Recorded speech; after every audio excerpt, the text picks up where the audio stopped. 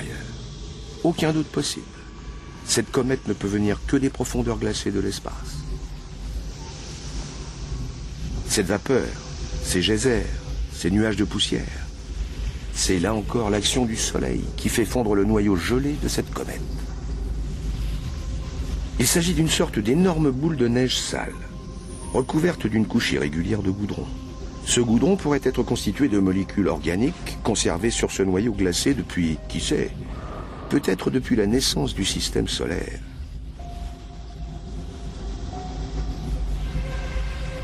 Si une comète comme celle-ci s'est écrasée sur la Terre en formation il y a des milliards d'années, elle a pu y déposer l'eau et les molécules nécessaires à l'éclosion de la vie.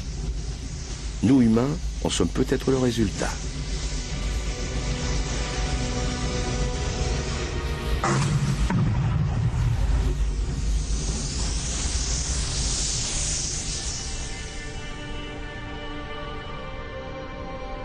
Mais imaginez qu'elle s'écrase aujourd'hui sur notre planète.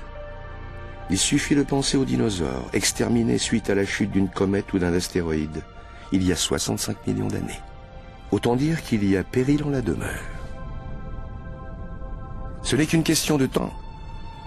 Un jour ou l'autre, nous pourrions connaître le même sort que les dinosaures, à moins de trouver la parade qui nous en préserve.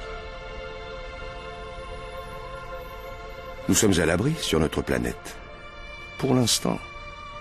Mais si la vie sur Terre était menacée, il nous faudrait partir à la recherche d'un autre endroit où habiter. Parmi les millions, les milliards de planètes qui existent, il doit bien s'en trouver une ni trop chaude ni trop froide, avec une atmosphère respirable, de la lumière, de l'eau.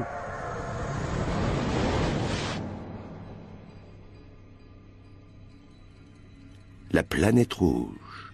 Impossible de s'y tromper, c'est Mars.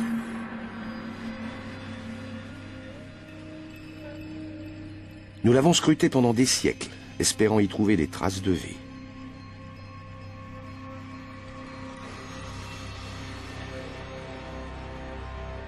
On pourrait se croire en pleine science-fiction, mais à ce jour, les astronomes pensent que c'est sur Mars que l'on a le plus de chances de trouver une forme de vie extraterrestre. Ils l'observent, ils l'examinent, ils la sondent.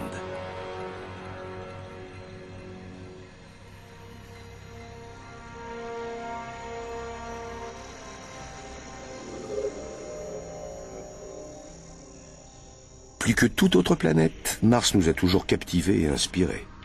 Il suffit de voir le nombre de films de science-fiction ou de bandes dessinées qui mettent en scène des Martiens.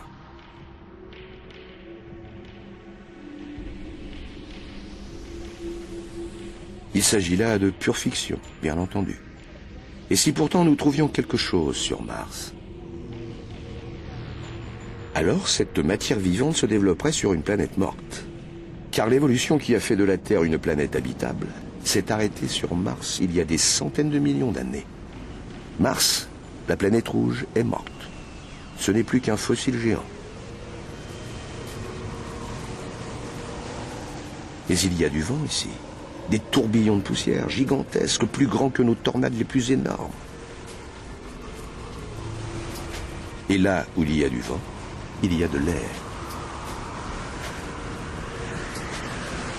De l'air qui pourrait donc permettre une vie extraterrestre. Mais cet air-là est irrespirable pour l'homme. Il est saturé de dioxyde de carbone. De plus, quasiment dépourvu d'ozone, il ne filtre pas les rayons ultraviolets. Et puis, il fait froid. La température peut descendre à moins 80 degrés.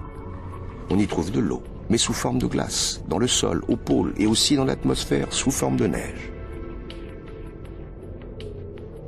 On a du mal à imaginer une quelconque forme de vie ici.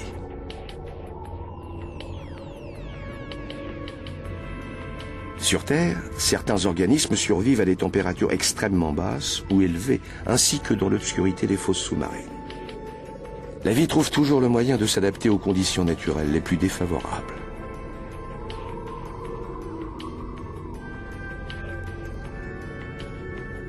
Mais sur Mars, où aucune activité géologique ne permet d'enrichir le sol en minéraux et éléments nutritifs, où l'eau reste à l'état de glace faute de chaleur, et avec cette poussière qui recouvre tout, il ne semble guère y avoir beaucoup d'avenir.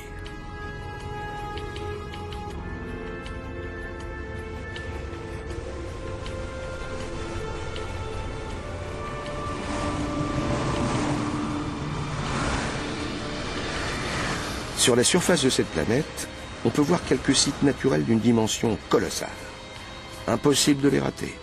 Voici Olympus Mons, un gigantesque et ancien volcan, 3 fois plus haut que l'Everest. Sa base est si large qu'elle pourrait quasiment recouvrir l'Espagne.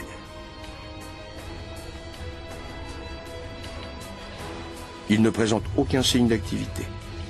Découvert dans les années 70, ce volcan est considéré comme éteint. Ces dernières coulées de lave se sont répandues il y a bien longtemps et sont criblées d'impacts de météorites. À moins que finalement, ce monstre ne soit qu'endormi. Dans ce cas, il pourrait y avoir du magma en fusion sous la croûte qui le recouvre. Et si activité volcanique il y a, alors l'eau contenue dans le sol pourrait dégeler et la vie pourrait peut-être germer.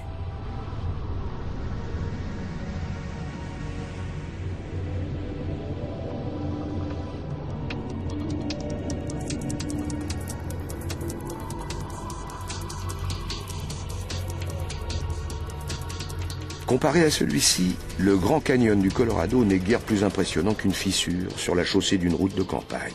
Sur Terre, Valles Marineris traverserait tout le continent américain d'est en ouest. Il montre des signes d'érosion, semblables à des lits de rivières asséchées. Des éruptions volcaniques ont pu faire fondre l'eau gelée du sol qui se serait écoulée dans ce gigantesque canyon. Si l'on peut trouver de l'eau sur Mars, il y a des chances que l'on y trouve de la vie.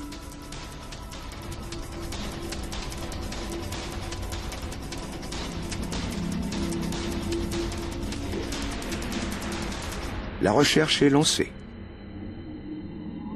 Ce robot qui arpente ces vastes territoires dévastés a été envoyé par la NASA. Son nom, Opportunity. Sa mission ? Collecter des preuves que ces plaines désolées étaient autrefois des lacs et des océans où la vie aurait pu trouver refuge.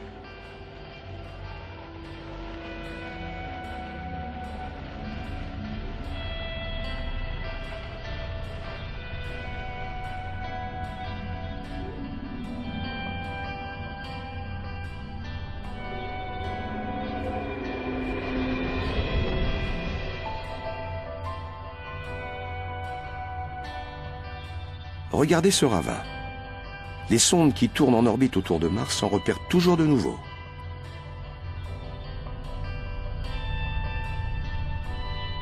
Encore un indice que Mars est susceptible d'être bien vivante. Il se pourrait qu'il y ait de l'eau dans son sous-sol.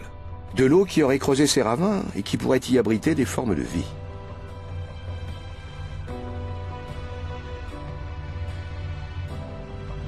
Maintenant, il ne nous reste plus qu'à les trouver. Mais il existe une autre théorie concernant la vie sur Mars, selon laquelle un astéroïde aurait percuté la planète. La collision aurait projeté des fragments de matière porteurs de micro-organismes dans l'espace, et entre autres, sur la Terre en formation.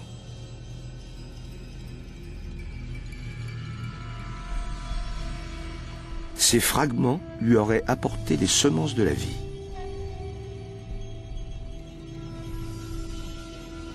En effet, il se pourrait que Mars soit à l'origine de la vie sur Terre. Si c'était vrai, alors nous serions tous des Martiens. Nous pensions avoir affaire à une planète morte, mais elle est peut-être bien plus vivante que nous l'imaginions.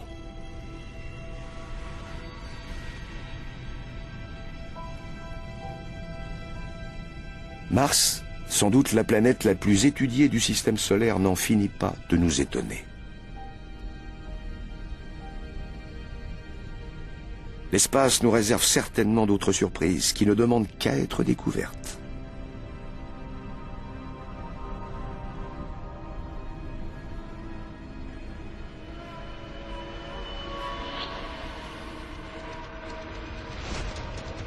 On se croirait catapulté dans un jeu vidéo géant.